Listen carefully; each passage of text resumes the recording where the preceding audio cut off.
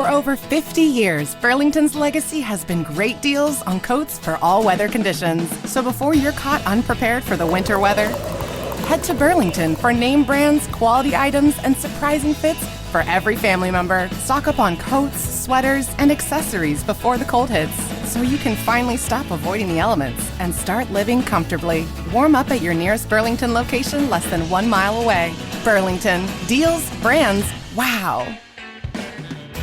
Want to shop Walmart Black Friday deals first? Walmart Plus members get early access to our hottest deals. Join now and get 50% off a 1-year annual membership. Shop Black Friday deals first with Walmart Plus. See terms at walmartplus.com. When you share your food, you share your heart. So what's on your table this holiday season? Save on your festive feast at Kroger with delicious deals on all the holiday classics. Or wow the crowd with something new, like a quinoa stuffed butternut squash. It's sure to add a pop of color to your spread. How about a sweet potato casserole with a crunchy oat streusel topping? Made with care for the sweet tooth and the savory tooth. With Kroger, fill your table with love and watch as your guests' hearts get as full as their bellies. Kroger, fresh for everyone.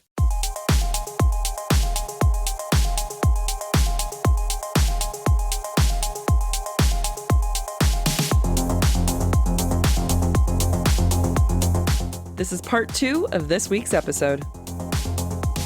The views expressed by the hosts are entirely their own and in no way represent the thoughts or intentions of the original author. This podcast is a discussion shared to spark thought and conversation on the characters and themes of this novel. The interpretations presented in this podcast are just a few of the many possibilities. Listeners are encouraged to read along and share their own analysis of the text. Though the hosts speak mostly within the constraints of this book, series and extended universe spoilers may be discussed with or without warning. Explicit language as well as themes of sex, violence, abuse, depression, self-harm, and death will recur throughout this podcast. Listener discretion is advised. Okay, so at this point in the book, Danica and Bryce are walking to the comitium where Danica has to go to a meeting. They happen to stop at the Heart Gate, one of the 7 gates in the city. Just have to stress the 7. Danica wants to make a wish instead of going to the meeting that she's supposed to be at. First off, Heart Gate, like the heart chakra. Keep in mind that this is also the gate that Bryce uses at the end of the book, the Heart Gate. Just put a pin in that. We'll come back to it at the end of the book. Yeah. Let's talk instead about the fact that Danica just outright lied to Ember, and so when Bryce asks Danica what she wants to wish for, we can assume Danica's lying, because Danica's always lying. Yeah. Danica brandishes lies like a weapon at all times, making it impossible to really get close to her. Bryce doesn't quite see that yet. She thinks Danica is a selective liar, but soon she will see Danica is a habitual liar. So Danica, her wish is that Ethan wins. Mm-hmm. I actually don't think that that's a lie. I think that that was her having a wistful moment of her knowing that she's going to die. And she wanted one normal thing to happen. Interesting. Yeah. See, for me, I always assumed that what she was really wishing for was for Bryce's safety. And I have no reason other than I believe Danica is always lying. Yeah, no, Danica is a lying liar. Lying liar. But I definitely, all of this reads so depressing to me. Yeah. Like it reads so like, I want to make memories with my friend because who knows how many days we have left. And it's like, let's make a wish type thing. And it's just all very depressing. Yeah, it is depressing. Light it up. Don't say that. Okay. Back to the lying stuff. Bryce is soon going to see how truth and lies have been weaponized against her. And I bring this up because Bryce is going to have very violent reactions to lying throughout this book. And we have to know now when those lies are happening so that we feel how Bryce feels, which is devastated because basically her entire friendship has come across as a lie. Yeah. I mean, if you think about like where they're at mentally, Bryce is just going around living her life being like, this is just a normal day. Like, in her mind, it's just a fun, cool day. It's a Thursday. That's literally how it starts off. Yeah. It's a Thursday. Yep. And in Danica's mind, it's who knows how many days I have left. Yeah, which is really depressing. Yeah. And it's really sad to think that your friend's going through that alone. You can always tell me if you've stolen something. And I'm going to die. And it might lead to your death. I want you to know now that our friendship can last. Okay. And I'll help you. Thank you. You're welcome. Because you know I won't get a tattoo. Yeah, that's right. You're going to have to find other ways. So I'm going to come back with the queer theory. Some tourist boys try to flirt with Danica and she blows them off. Quote, Danica said without looking at them, unimpressed and uninterested. Okay, I'm just saying that these are like those moments where I'm like, huh? And we know Danica likes men. We know all this stuff, but like, you know, this is literary interpretation. Let me have it. I also love Bryce's confidence when they look her way. Quote, the awe on their face turned to blatant interest. Bryce snorted, keep dreaming. Of course, she's like, yeah, no, they're checking me out. And I know they're checking me out. Like, I just love it. I love her confidence. She is so confident. Yeah. What would that be like? I don't know, but I have a theory that by the end of this season, we're going to be a little bit more confident. With I love that. With our Bryce-ism. I love that for us. I love that for our listeners because we want you to be more confident too. Yeah. Stick around by the end of the episode and we're going to do this like new fun thing. So we all channel Bryce. So I have a question for you, Jac. Oh my God. Okay. Danica hands over a drop of magic when she makes her wish. So now the gate has a drop of her magic, just like she has a drop of magic from anyone who's ever made a wish or used it to communicate before. Mm-hmm. Is it that drop of magic that allows Danica to be present at the end of the novel? Does the drop somehow basically make like a little pin on the map so that her soul can make it there later when Bryce needs her? Food for thought. I did not read your question correctly. What? Wow. Like a little tracking device, like a little air tag. Yeah. Yeah. Because it feels like a purposeful thing. It feels like a purposeful thing. That might have been the last time her magic was used. It'd be great if that comes back in book 3. It would be. At the time of this recording, book 3 has not come out. Oh yeah, we should have said that at the top. Trust me, you'll know. You'll know. I want to note that Bryce is praying to every god in this chapter, like SJM is on a mission to name them all, and it's kind of overwhelming. So far, we've got Luna, Solus, Chthona, Ogenis. And I think the only one she hasn't mentioned yet is Erd. But there are 5. These are all Norse gods? Or? I don't remember. I looked up the names of these gods. Luna is the moon. Solus is the sun. Chthona is the underworld. Ogenis is the sea. And I think Erd is earth. Death? Oh. Anyway, so just letting you know. Okay. And she's going through them. Talk about world building. She is, right? The other thing that SJM is doing in addition to world building that you don't know right now is she's setting us up to be devastated. And what do I mean by that? She is laying it on thick when it comes to Bryce and Danica's relationship. Quote, from the moment Bryce walked into her dorm room freshman year, they'd done everything together, they being Bryce and Danica. Just the two of them, as it always would be.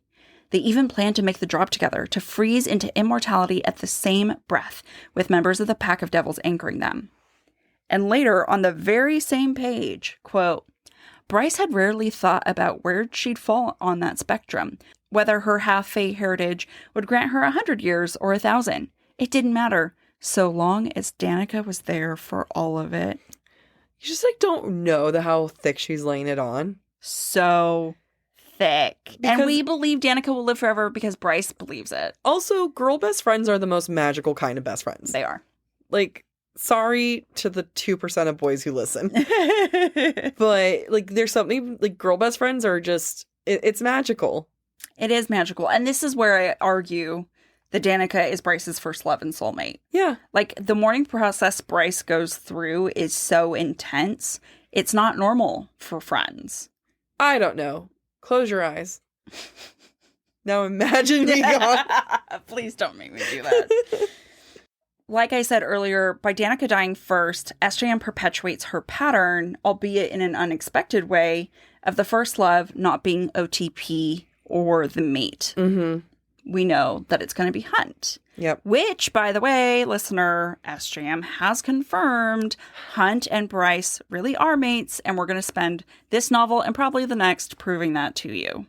Doubters. Until book 3 comes out, we're like, oh, shit. Oh. No, she does say that they are It's a recent mates. interview. Yeah, in a recent interview, recent being a couple months ago, but she says they are mates. Mm-hmm. So, but yeah, no, I think that you make a really great point that, you know, people point to Connor as like, no, that was the first love. And like, you know, it doesn't have to be romantic love. Yeah. You know, like there's, yeah. I did try to imagine just now, you going tonight? I was like, no, I don't like it. Yeah, it is, I think you did a great job. Thank you. Speaking of making the drop, Danica and Bryce plan to make the drop at 27, what they consider the ideal age. From Quora.com, the number 27 is considered significant in numerology, often being associated with spiritual insights, humanitarianism, and a harmonious balance between the material and spiritual realms. Or maybe human and fae, mortal and immortal. The biblical meaning of the angel number 27 is rooted in faith and spiritual enlightenment, like immortality. Mm-hmm. Just when we got used to looking up names, now we got to look up numbers too. SGM was really pulling out all the stops. No. And also, like, I have to keep going back to the angel numbers because there are literal angels in this book. Yeah. Who decided the angel numbers? One of the Christian groups. I don't know which one. And was it recent or was it like... I feel like it. I mean, I don't know. I just want to know. I mean, the first time I ever heard of angel numbers was actually your mother. Yeah, that sounds about right. Before that, I didn't know they existed. I've heard of angel numbers before, but I'm also like, but who knows? So for me, certain numbers that reoccur, like my dad died on the 16th. And I've noticed that any significant thing happens is on the 16th. Like, I think we graduated from college on the 16th or close to it. And then same thing again for my master's. And then the addresses, like different addresses or different, but like there's always been like key moments where 16 reappears. So that's like my dad number, the angel number, my angel number. So that's how I associate them. But I do know that, like you're saying, there are numbers linked with this. I'm going to have to wait until someone emails us and tells me, because I'm not going to Google it. Why would I do that? No. I very much appreciate this waiting until they're 27 thing, because frontal lobe's done. You know how I feel about under 25. Your brain's not done yet. Yep. I mean, they're 23, and then the jump is like, what, 2 years? And she's 25. She is. She's a grown adult. She's a grown adult. First time SJM has given us a grown woman. Slow clap. Oh my God. I will feel no. And then this is the one time she denies us the sex scenes. Yeah. What a cruel woman. What a cruel woman. But, and then also just the fact that like, they're like, oh, I need to wait. So we need to do it before we get saggy tits. And I'm like, all right, well, if Bryce is as stacked as I think she is, gravity's already starting. True. Like, I mean, also, are you able to lose weight are you like frozen? Are you, like, let's say I got lip fillers. Do they shrink? I don't think SJM really thought about that. I have things that I need to consider before I make the drop. This is a small moment, but it's an important moment. And I want to go back to when Bryce and Danica make their wish. And Bryce expresses that she doesn't have much power, but she steps up anyway. Quote, not to be outdone, not even by an alpha wolf. I write this because I have been harping on her being passive. I know that. And that she's going along and following whatever Danica says. But that's not who Bryce will become by the end of this book. SJM needs to set us up to understand that Bryce has that power within her, that stubbornness, that need to be like, you know what? I don't care if you're an alpha wolf. I'm going to do things too. I'm going to make a comparison that you're not going to like. No. And our listeners might not like. Okay. Bryce's relationship with Danica is very much like Feyre's relationship with Tamlin, of putting aside a core part of her because this is the most important thing right now, or this, like, the person in front of her gave her a means of survival, or like really fulfilled a need. You're almost stunted because you're getting too much. Yeah, from because a person. You're too grateful. Yeah. That you compromise yourself because it's more important to be grateful. Yeah, but also how much is Bryce able to grow with Danica just being that provider, that protector, that alpha, you know what I mean? Yeah. Like, Bryce clearly has it within her, just like Farrah did with Tamlin, right? To take care of herself. But here's a person who's finally able to be, like you're saying, that protector, that it doesn't give Bryce room to grow. It's like how I'm practicing my Spanish and I can't do it with my family because they take over. Yeah. Yeah. I understand. Yeah. Yeah. Good call out. Thanks. I mean, like you said, listeners might not be happy, but alas. Sorry. They're gonna be like, you're really harsh on Danica, and be like, yeah, we were. Sorry. Yeah. It may not get any better.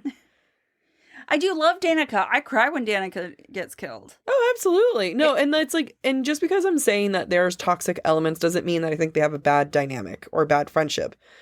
I really would have hoped that there would be times that, like, eventually they would have to move out and would have to grow apart. Yeah. A little bit more. I agree. They just, at 23, of course you're not going to do that yet. Right.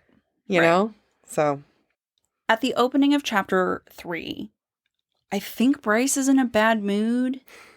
And sometimes I wonder if she likes Danica. Like you said, she can be really, really harsh. For example, when Bryce gets home, the pack of devils are already in her apartment, Danica included. Bryce braces, quote, for the onslaught of lupine bossiness, arrogance, and general nosiness in all manners of her life.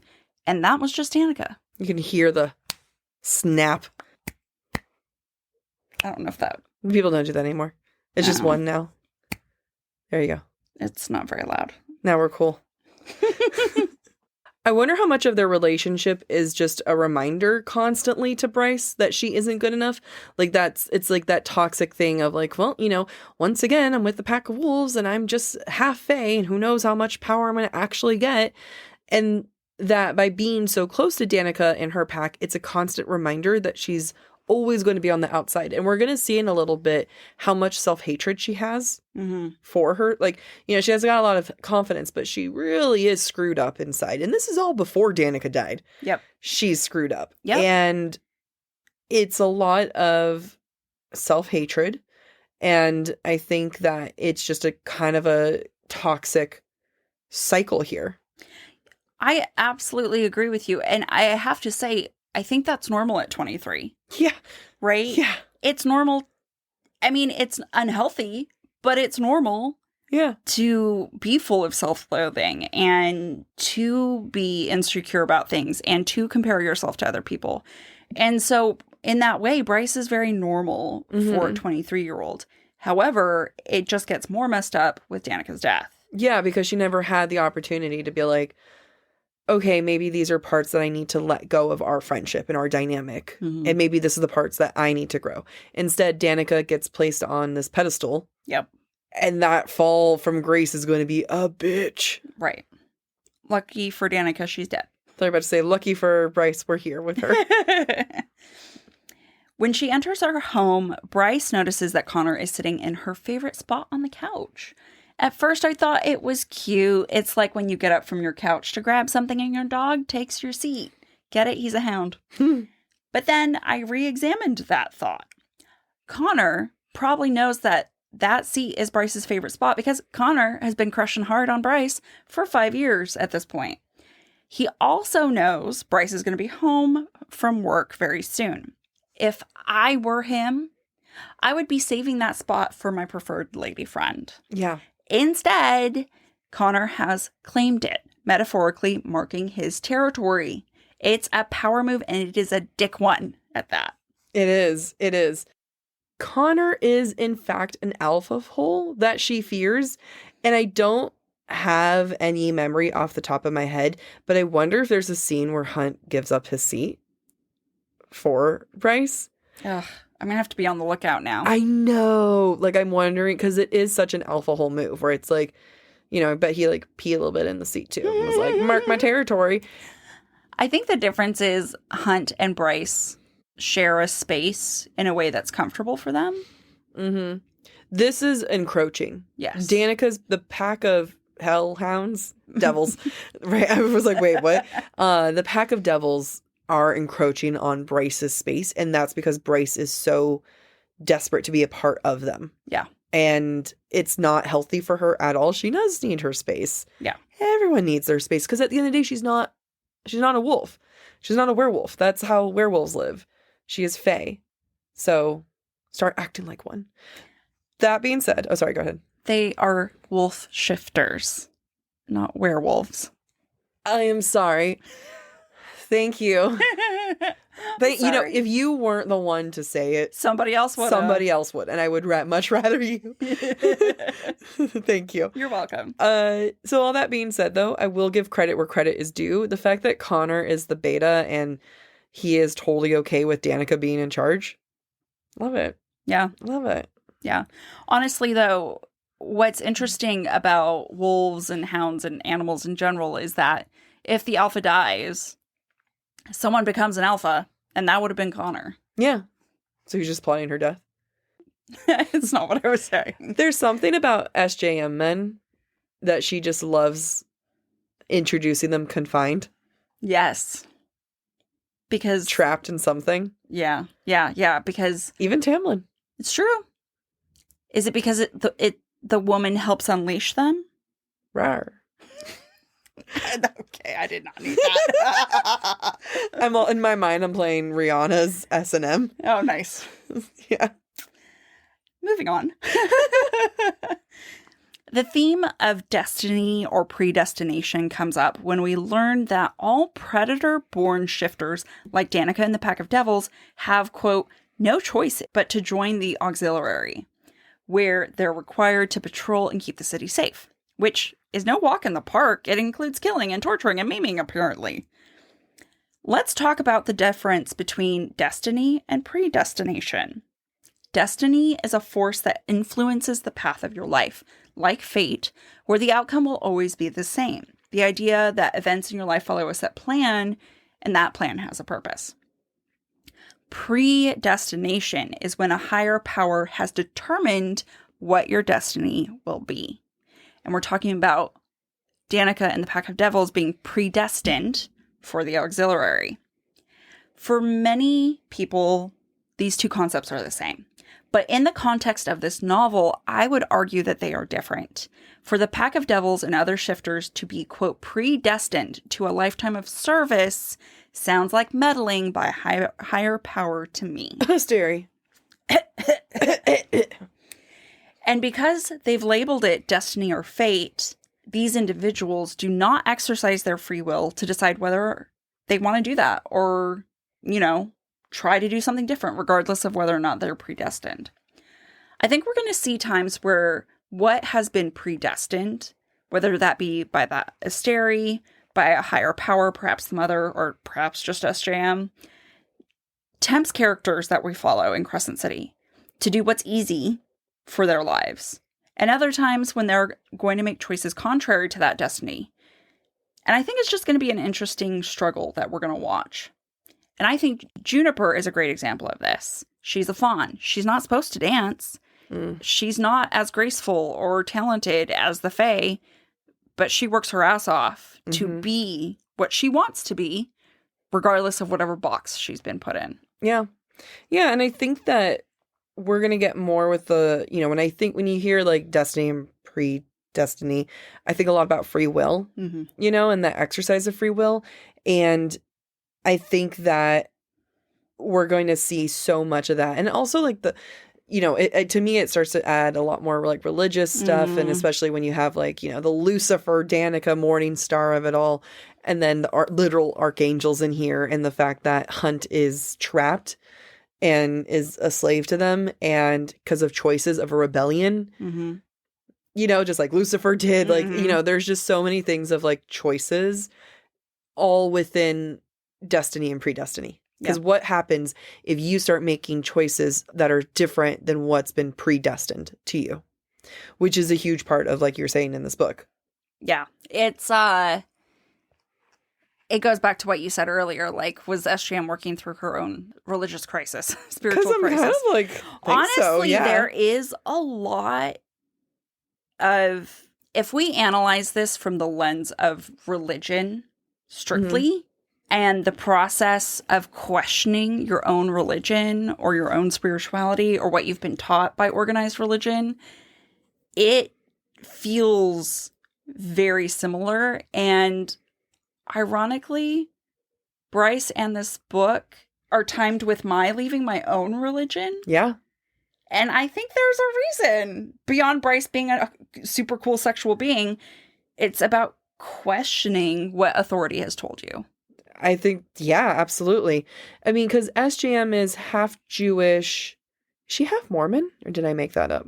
I think you made that up. I thought up. she was just Jewish. Okay, she's Jewish. But yeah, no, there is a lot to be said about someone who is going through their own understanding of belief in religion. And especially when you start looking at all of these things, like the fact that Lucifer means morning star, and that is a Latin thing, and you go into like Greek mythology. And then Christians, like the term, like Lucifer, that word wasn't brought in until the King James Bible. It like, you know, like there's so many things that get crossed over, and, you know, like different legend and lore and mythology. It all gets like kind of like meshed up and stuff when you just think about like modern religion. Yeah. And I kind of think this book is doing a great example of what happens when you do mesh it all up. I mean, think about Christianity. It's based on a lot of pagan stuff. Oh my God. Christmas is a pagan holiday. Yeah. And that's not the only one. And we're seeing a lot of like the old gods and the Asteria. Like all these things are intermingling and getting jumbled up. Mm-hmm. Like no wonder why we can't keep it all together. We can't keep our own religions all together. Right? Like I'm having my own crisis, reading your crisis. Stop crisis managing me. We start to see Bryce's sexuality more in this chapter, something that I would say is a staple for Bryce. Her sexuality is used as an expression, as coping, and as a weapon. In many ways, people could say that this is the oldest form women have as a weapon. It's the oldest weapon for women. You know what I mean? You guys get it. We see this when she walks past Connor and she swishes her hips. And Bryce's sexuality is so linked to who she is that we'll see her moods, motivations, and mindset based off of her body and how she wields it. I love this thought because A, to me, it's just empowering. But B, I also think it's tied to how Bryce uses perceptions of her body and of who she is as an individual as a weapon. What people assume about Bryce because of the way she looks will be used against them. And she's really, really deft at wielding that weapon against them. And I really wish I could be her. We will. By the end of this season, we will be Bryce. We'll have both dyed our hair red. No, I haven't dyed my hair in 7 years. Yeah, and I just got, not just, but I've exited my red era. Yes. And I'm in my blonde era right now. Give it a couple years. When Bryce checks in with Danica, she can tell Danica's lying about why she's anxious with Briggs being released. Bryce tries to call Danica out about that, and Danica does not budge. So what does Bryce do? Bryce makes a logical assumption that, it must be because of Sabine, in order to rationalize Danica's behavior. And Danica neither confirms nor denies. She just conveniently uses Bryce's rationalization to her advantage. Yeah. And this happens a lot in this book, not just in the context of Danica, but people make assumptions. And it's just very convenient for everybody else around them. And it's very annoying. That's all I'm going to say.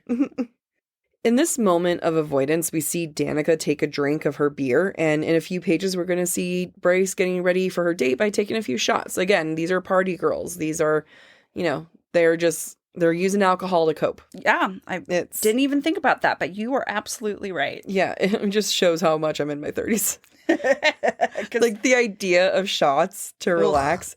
And the thing is, that was me. Just being like, knock a few back. Like 2 shots was nothing. You'd be fine. My tummy hurts thinking about it. Yeah, me too. My head hurts. I know. And yet also now I want the drunk munchies.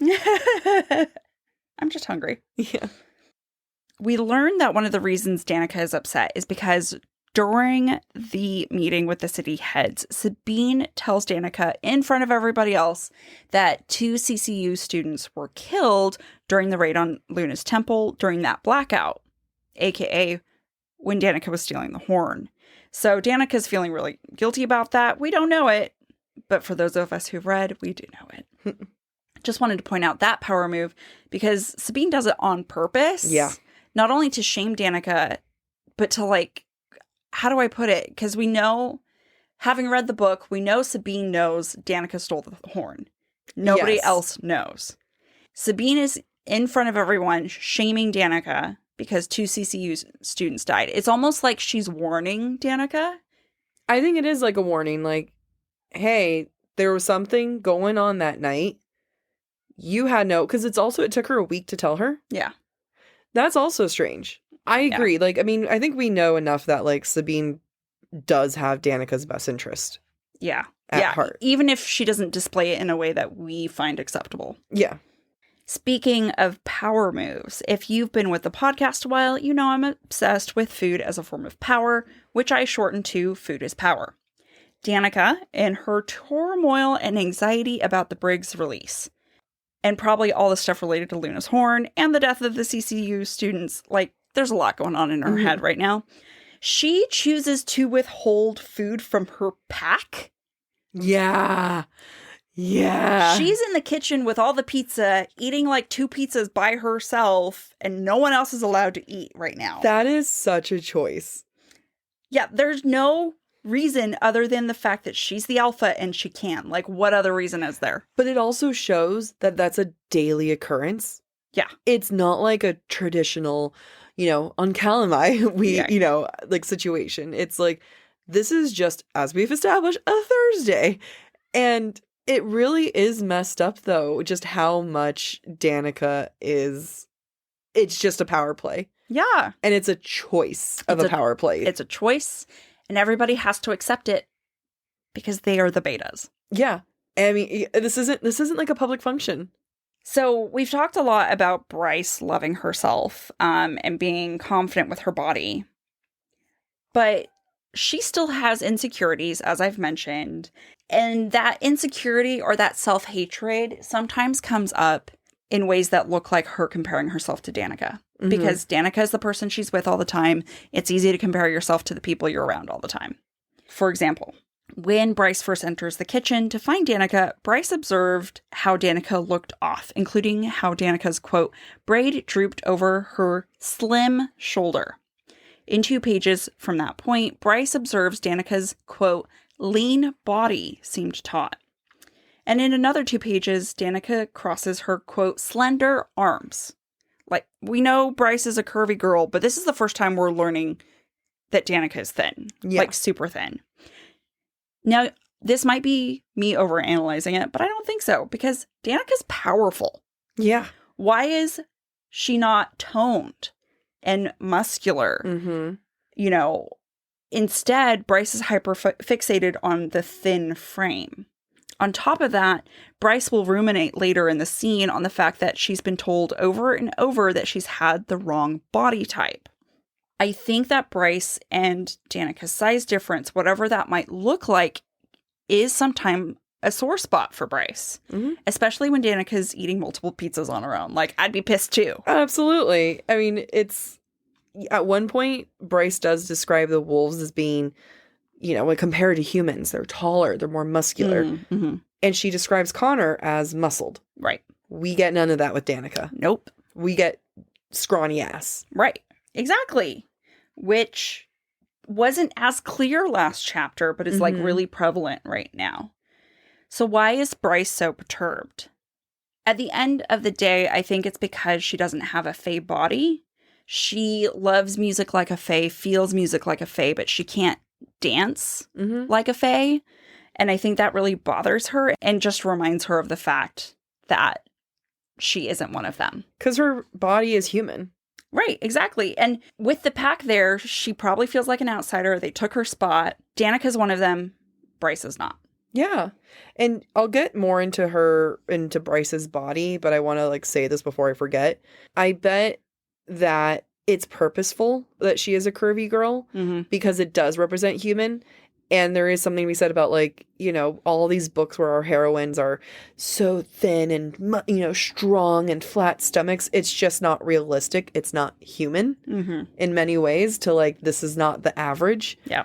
And now it's like she's Fae, but with a very human body, a body that she loves. Yeah. Even if she resents sometimes, because it's not because of the size, but because of the humanity. Yes, I agree. It's the human piece that sometimes bothers her. It's not the size or the shape of it. Yeah, because she's healthy. She's strong. Right. The complex relationship women have with our bodies. We were worried we wouldn't have anything to say. We thought this was going to be 45 minutes. Genuinely. So, fall has officially started here in Los Angeles, and that means we finally get to do fall activities. I have been counting down the days for when I can go to pumpkin patches, maybe even hit up an apple orchard, and I get to do all of it looking super cute in my Quince boyfriend sweater. This weather is perfect for my dark academia vibes, and I'm so excited to bust out my washable silk blouse because you know I'm going to be taking pictures.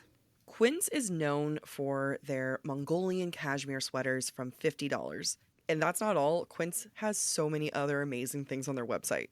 All of those items are priced 50 to 80% less than similar brands. That includes leather jackets, cotton cardigans, soft denim. Like, my entire fall wardrobe is genuinely turning into Quince wardrobe. By partnering directly with top factories and cutting out the cost of the middleman, we get savings as the customer. One of my favorite parts about Quince is the fact that they only work with factories that use safe, ethical, and responsible manufacturing practices. And they still manage to get premium fabrics and finishes for that, you know, luxury feeling for every item that they have. Get cozy in Quince's high-quality wardrobe essentials. Go to quince.com/booktalk for free shipping on your order and 365-day returns. That's Quince, QUINCE.com/booktalk, BOOKTALK, to get free shipping and 365-day returns. That's quince.com/booktalk. For over 50 years, Burlington's legacy has been great deals on coats for all weather conditions. So before you're caught unprepared for the winter weather, head to Burlington for name brands, quality items, and surprising fits for every family member. Stock up on coats, sweaters, and accessories before the cold hits, so you can finally stop avoiding the elements and start living comfortably. Warm up at your nearest Burlington location less than 1 mile away. Burlington. Deals, brands, wow. This episode is brought to you by Allstate. Some people just know they could save hundreds on car insurance by checking Allstate first. Like, you know, to check the date of the big game first before you accidentally buy tickets on your 20th wedding anniversary and have to spend the next 20 years of your marriage making up for it. Yeah, checking first is smart. So check Allstate first for a quote that could save you hundreds. You're in good hands with Allstate. Savings vary. Terms apply. Allstate Fire and Casualty Insurance Company and Affiliates. Northbrook, Illinois. Bryce's consternation with Faye that extends to her body also extends to her dislike of mating. Bryce likes the idea of being with a human who is bad at sex by the name of Reed Redner because, quote, at least he's not some psychotic alpha hole who will demand a 3-day sex marathon and then call me his mate, lock me in his house, and never let me out again. Honestly, I don't think she would be that mad about the sex. I felt attacked in this section. I'm sorry. At least I know what I want, and it's not that. That's true. It's hilarious to me that I feel like SJM is calling out all her previous male protagonists or love interests. Yeah. They're like, Reese is an alpha hole who had sex marathons with Feyre and kept her locked up in a house. Like, SJM's kind of like tongue-in-cheek calling herself out. Yeah, and it's sort of like, slow down, honey, you're going to ask for it later. Which, like, we all will. You know, I will say, though, I think Bryce can handle it. I think most women could. I believe in us. Yeah, I believe in us. I do too. So although Bryce would probably be just fine with the sex marathon, it's the other stuff that she's really, it's not the sex that she's upset about. It's all the other stuff, the walking away, the, controlling. And it's all stuff she associates with her Fae father, who at this moment we're not supposed to know who it is, who rejected her and her mother. And honestly, it seems like a valid reason to hate the Fae side of herself. Which is funny because that she doesn't want an alpha hole, because like we were saying earlier, it's Danica. Yeah. Like all these things that she doesn't want, being locked away, being someone controlling and everything. Like Danica literally got Bryce to get a tattoo. Yeah. Like controlling for her own good, but still. And Bryce is surrounding herself with the things that she hates the most or makes her feel the most insecure. And in many ways, Danica is everything of that to Bryce. That is a great point. Yeah. She's almost self-sabotaging. Like she's punishing herself. Yeah.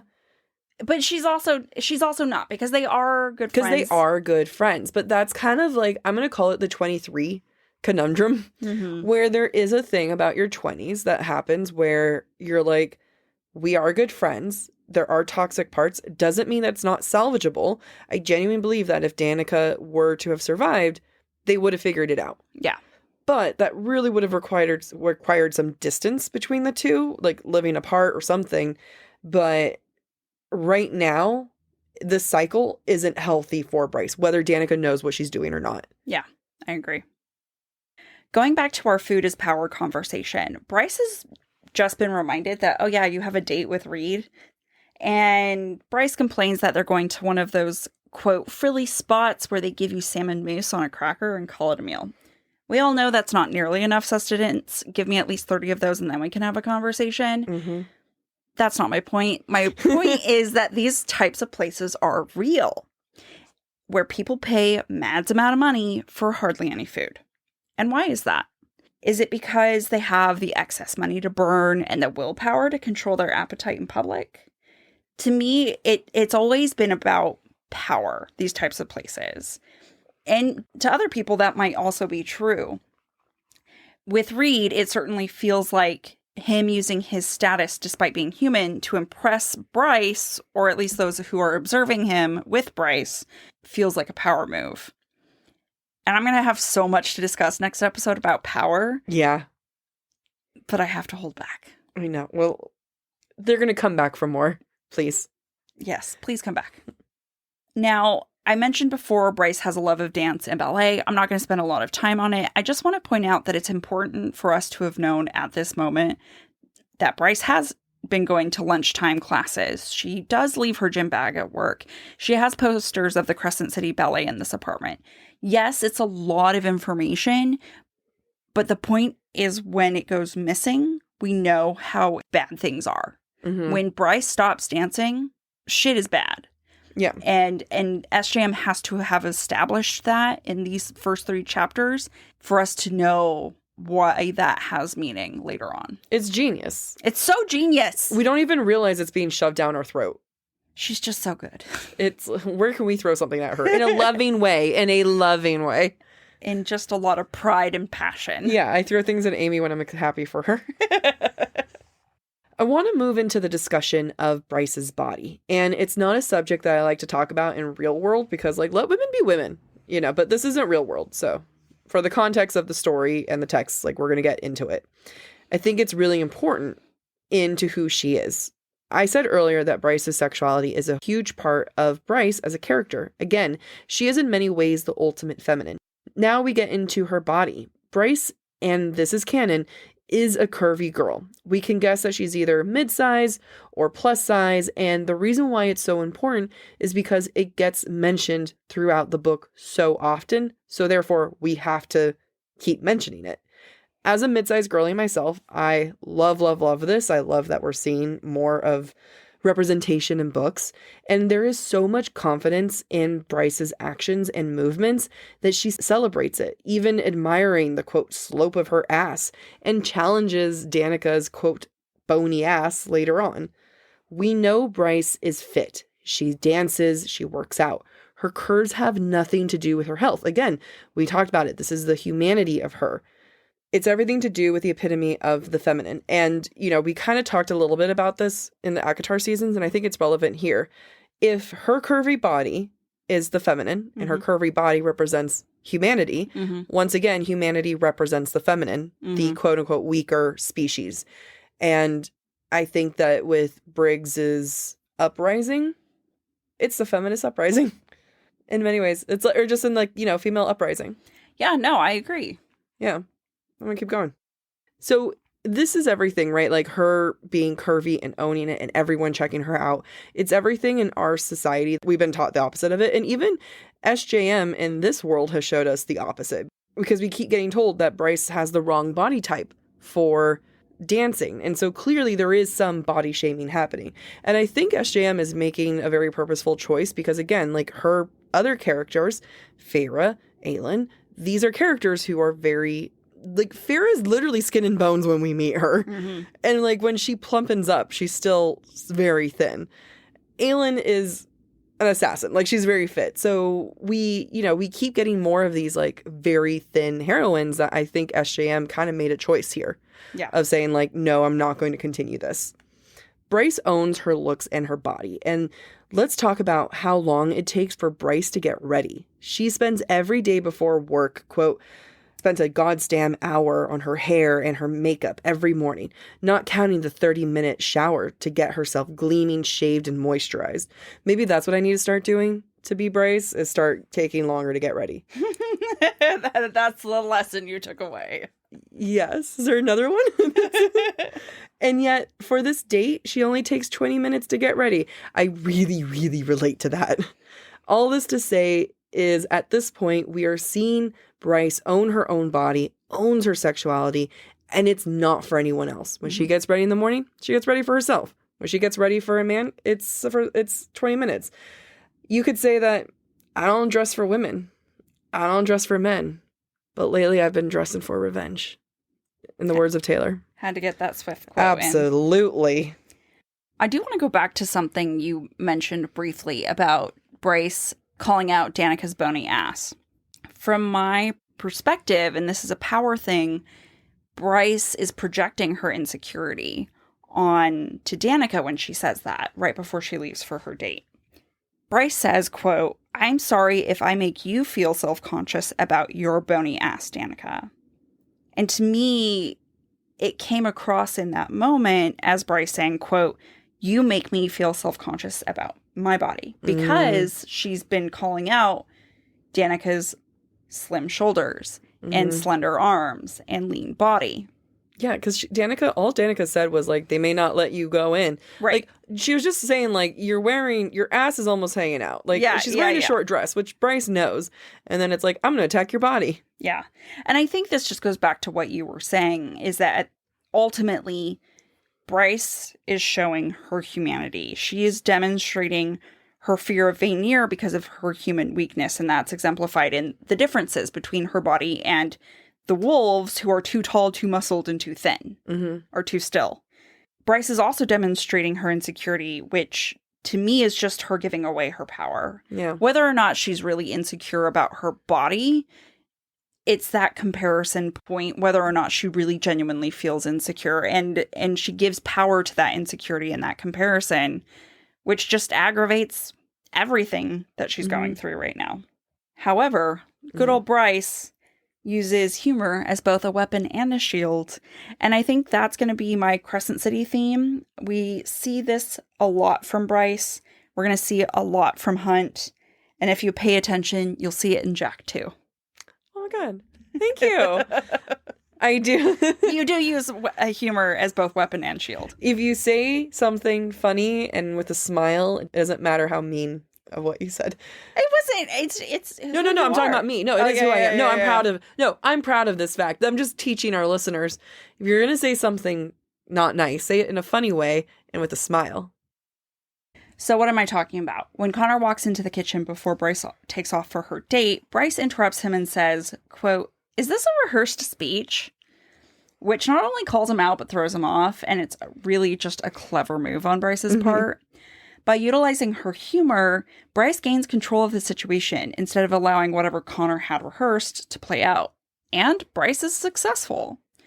What's most important to me right now is that SJM can be extremely fucking funny. in her writing. So when the jokes don't land, it's not SJM, it's the character telling the joke. I might be like, it's the reader. No, it's true, because Feyre herself isn't that funny. Oh, she's terrible. Yeah. Bryce is hilarious. Yep.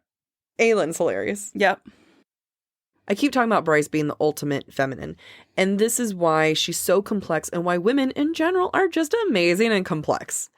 Bryce reflects on why she's not right for Connor, and she wants to tell him to go find a woman who wants the litter of pups and that whole family thing, and that she's, quote, 10 kinds of fucked up, still likes to party until she's no better than a puking in an alley CCU student, and wasn't entirely sure if she could love someone, not when Danica was all she really needed anyway.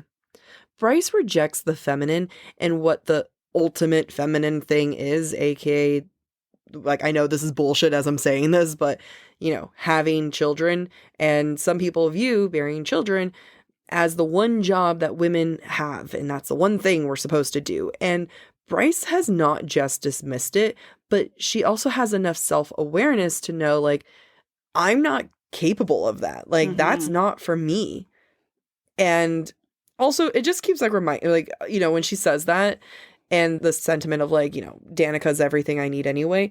If Hunt had walked into her life, no way would she have enough room for Hunt. No, not at all. Like, Danica needed to die for her to find love. Absolutely. Moral of the story, if you don't want your friends to die to find love, figure your shit out. Stop being codependent. I genuinely thought you were going to say, your friends need to die. No, Amy, I've chosen therapy. Thank you. We're not killing you off. Codependency is for your 20s. Yeah, that's right. Like, I did that whole friendship codependent thing. It sucked. It wasn't healthy. And then it's like, then 30 happened. And everyone is too tired to be codependent. It's true. It's great. Yeah, it's really true. Right? We now come upon the last time Bryce and Danica will ever see each other while both are living. And also the first time they say, light it up. This phrase is going to be used in a variety of ways throughout the series, but what's most important to me is the use of it as a term of power in various instances. While right now the term comes across as a farewell said in fondness, I personally feel like it's a callback to the moment Bryce saved Danica's life, and it's equivalent to give him hell, set the place on fire. And I love that these two remind each other regularly of their power. Like, you go cause shit. Have a good day. I want that to be our thing. Go cause shit. Hey, go cause some shit today, Amy. You too. Thank you. Danica doesn't only say light it up to Bryce, though. She also says love you as Bryce leaves. Mm-hmm. And we know, because SJM makes it clear, that Danica doesn't say this lightly. Significant? She makes it so clear. I mean, yeah, this reads like Danica knows. That almost made me mad. Be like, does Danica know she's going to die that night? Yeah. Yeah. But I think, like we said earlier, yeah, she doesn't actually know, but she's just taking every opportunity to communicate because she doesn't know when she might die. Yep. But it still makes me mad because I do question, like, she obviously knows she's going to die at this point. Yeah. Maybe we'll get into, like, next when the death scene happens, we'll go more into theories. Yeah. Our own speculation. Yeah. Before we wrap up and move on to Breadcrumbs, we thought it would be good to discuss this last quote from Bryce's perspective. Quote, honestly, it made no sense that any of them were friends. The future alpha of the wolves, an assassin for high-paying clients waging war across the sea, a stunningly talented dancer, and the only fawn ever to grace the stage of the Crescent City Ballet. And her, Bryce Quinlan, assistant to a sorceress, would-be wrong body type dancer. You know, what I really enjoy so much about Bryce, and I relate to so much, is how confident you can be in some parts and how insecure you can be in others. And I think people struggle with that because, at least for me personally, I walk around and be like, I'm so cute and pretty.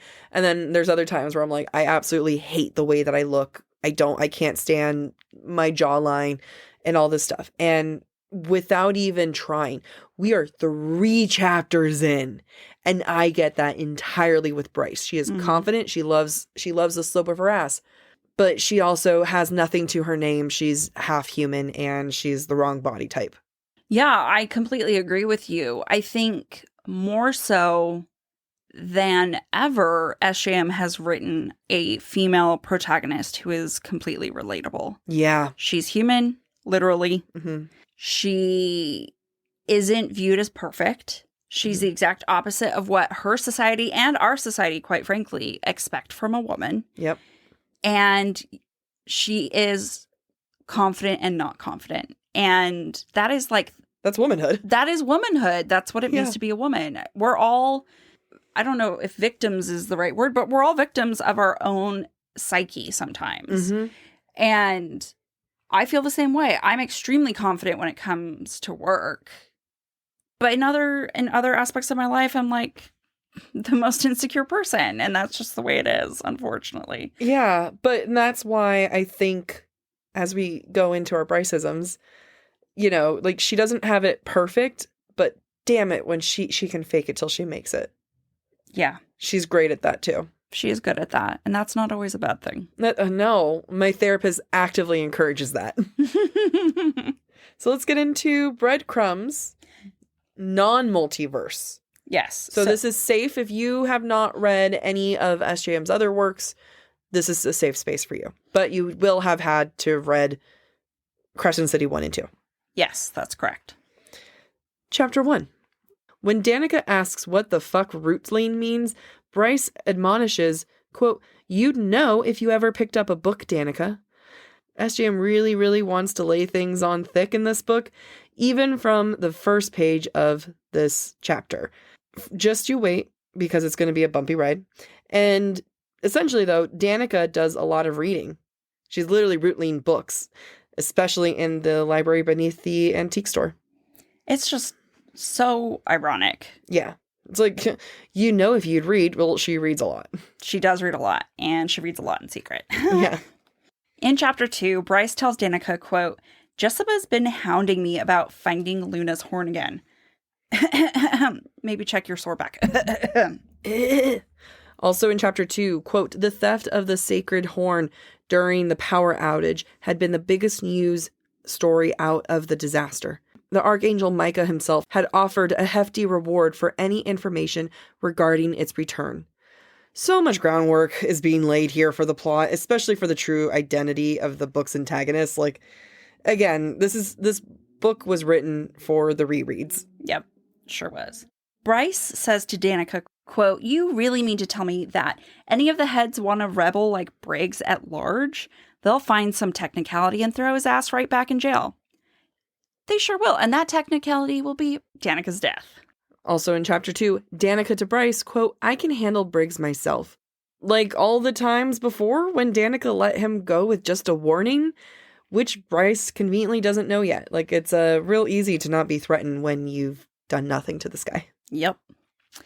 In the Breadcrumbs, I have also from chapter 2, Bryce's middle name is Adelaide, which means noble kind. Which is just a big fucking clue that Bryce is a princess. The gates take a drop of magic, quote, "from the veins of the person who touched the pad, a tinkling zap of power gone forever. But each bore the same plaque, quote, 'The power shall always belong to those who give their lives to the city.' But not really gone, just in a well waiting for someone to take it, aka Bryce." How convenient. So convenient. Or just well written. Just well written. Still in chapter 2, while Bryce tells Danica she barely has any power, quote, "Danica was expected to claim a sea of power that would put her ranking far past Sabine's, likely equal to that of Fey royalty, maybe even beyond the Autumn King himself." So this is kind of a theory on my end, but in helping Bryce make the drop at the end of the book, and by burning up her own soul to help Bryce, does Danica give Bryce her depth of power? Yeah. And that gets dropped just right here in front of us. Yep. By the way. Last in chapter 2, Sabine was a piece of shit and never whispered or hinted who Danica's father might be. Another lie from Danica, though we won't discover the truth until Sky and Breath. In chapter 3, Quote, sometimes Bryce felt bad for Danica's future mate, whoever that would be. So I'm sorry to say, Danica's actually already found her mate, and she hasn't told Bryce. And again, that's for Sky and Breath. In chapter 3, quote, Danica knew Reed casually through the part-time security work that she did for his father's business. Danica claimed that the work was too boring to bother explaining. I'm almost offended at how much Danica withholds from Bryce. Like, it's just, she just coddles her. Yeah. She had just given her a little bit. A little bit. Instead, she's like, nah, it's so boring. It's so boring. You wouldn't understand. Go sleep with the boring man. In chapter 3, quote, even Mike Adomitis was a major investor in its, Redner Industries, cutting-edge experiments, aka experiments with synth, for the purpose of healing Luna's horn so it can be used again. Like, we're getting so much information that we're not aware of. Bryce about Danica, quote, that must explain why I have a date and she hasn't been on one in, what is it now? 3 years? It's been 2 years, assholes. Because Danica found her mate 2 years ago.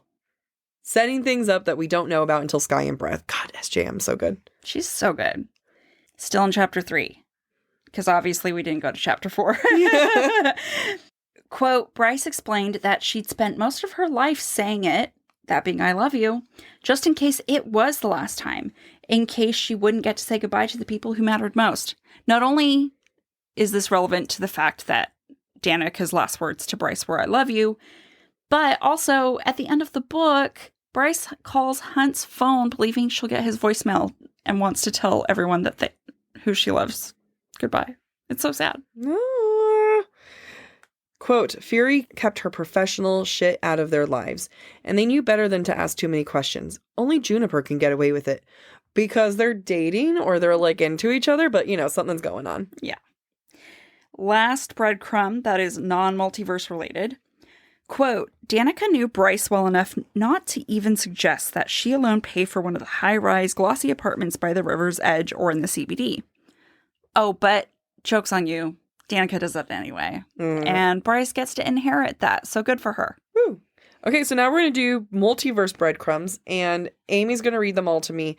We're going to power read, and I'm going to power react. Okay, power read. Chapter 1. Quote, Danica wiped at her brow with a filthy hand, smearing the black liquid splattered there. Maybe a Vogue reference right off the bat. God. Chapter 2.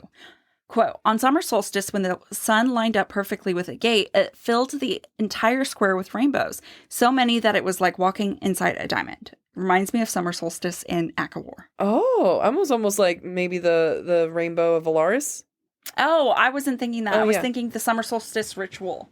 The sun lines up at the gate, just like the sun lined up with Ianthe and the... Yep. Anyway. I'm on board. Remind me of Wings and Ruin.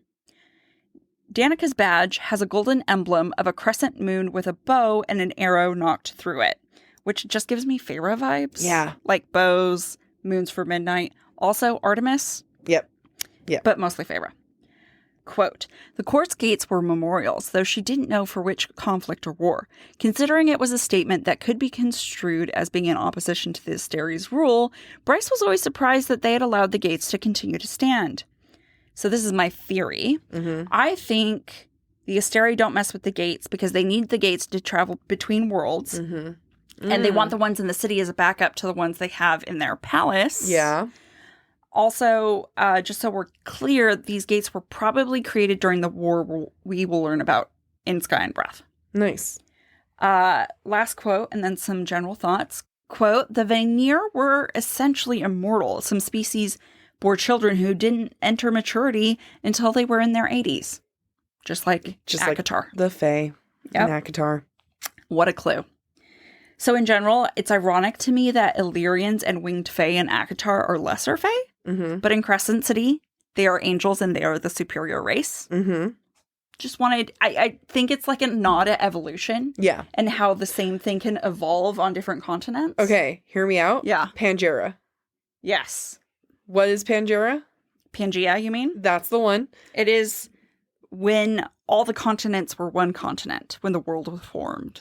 So there's been discussion on what's the most developed in the multiverse. Like which is I mean, there's like the question is of timelines in a way, like is one past, present, future. And maybe the whole, like, they have cell phones is a red herring, and they're actually, like, where everything was formed. Interesting. Mm-hmm.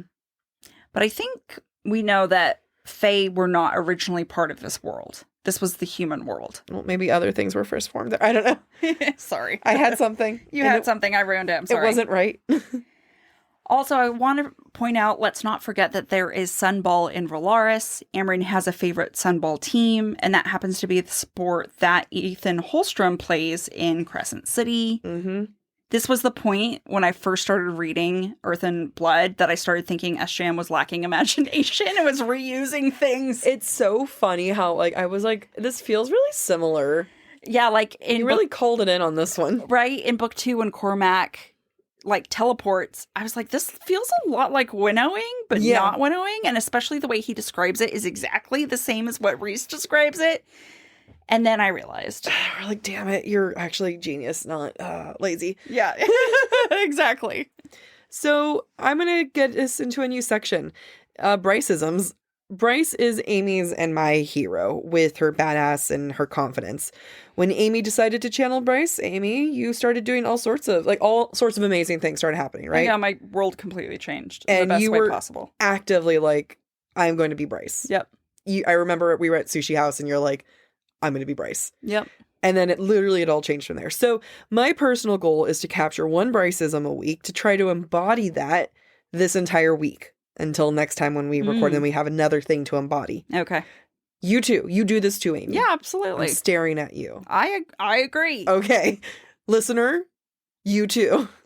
Jack is staring at you. At my microphone. Okay, so this week's Bryce-ism, audacious confidence. Just like, yeah, everybody is checking you out. Yeah.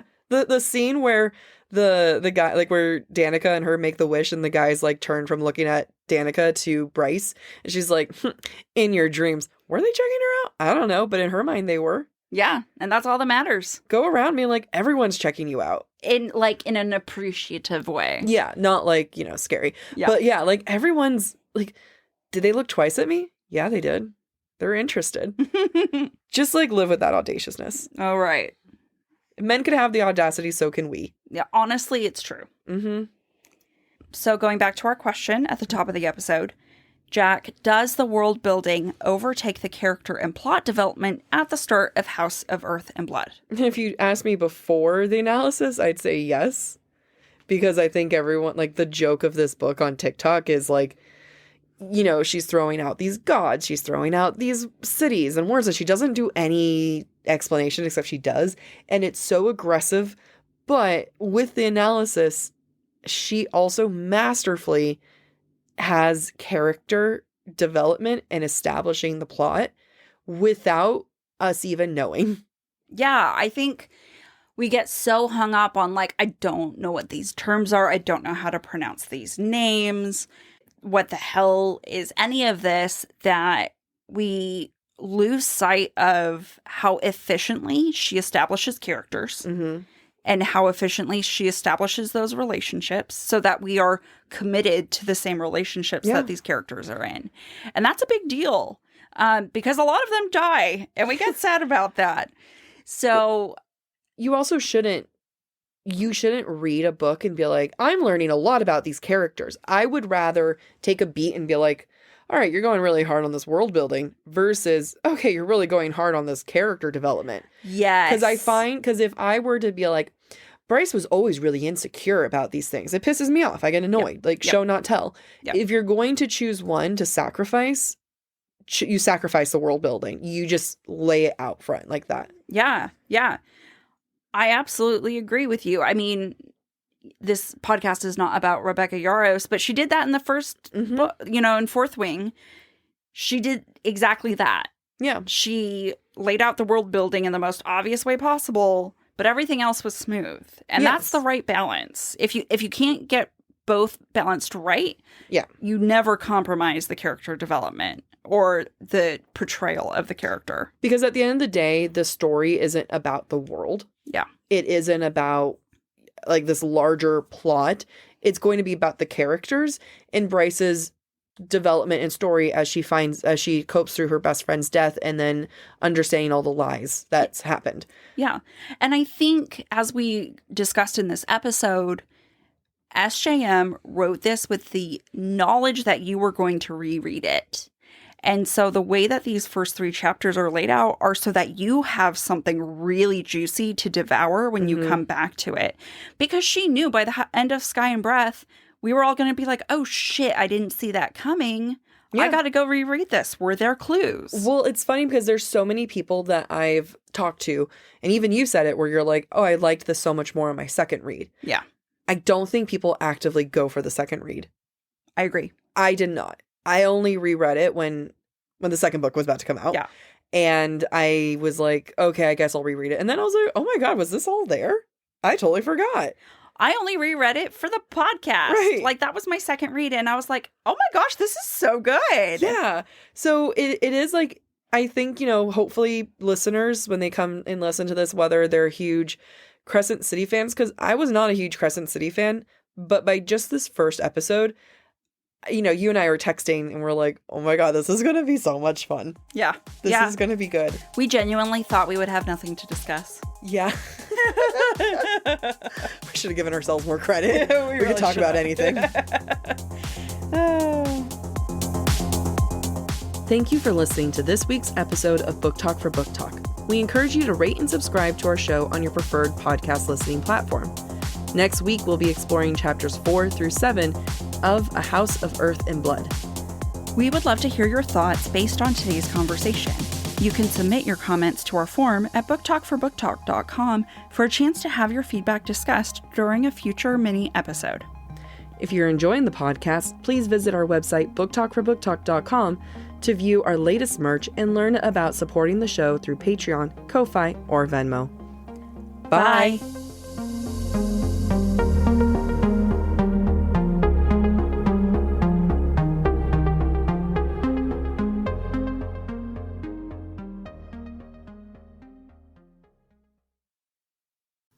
Fall has officially started here in Los Angeles, and that means we finally get to do fall activities.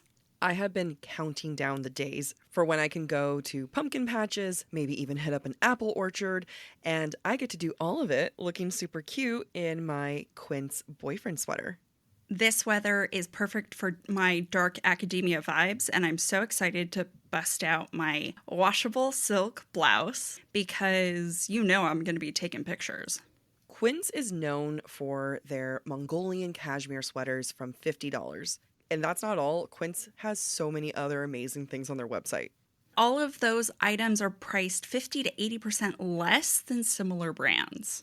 That includes leather jackets, cotton cardigans, soft denim. Like, my entire fall wardrobe is genuinely turning into Quince wardrobe. By partnering directly with top factories and cutting out the cost of the middleman, we get savings as the customer. One of my favorite parts about Quince is the fact that they only work with factories that use safe, ethical, and responsible manufacturing practices. And they still manage to get premium fabrics and finishes for that, luxury feeling for every item that they have. Get cozy in Quince's high-quality wardrobe essentials. Go to quince.com/booktalk for free shipping on your order and 365-day returns. That's Quince, QUINCE.com/booktalk, BOOKTALK, to get free shipping and 365-day returns. That's quince.com/booktalk.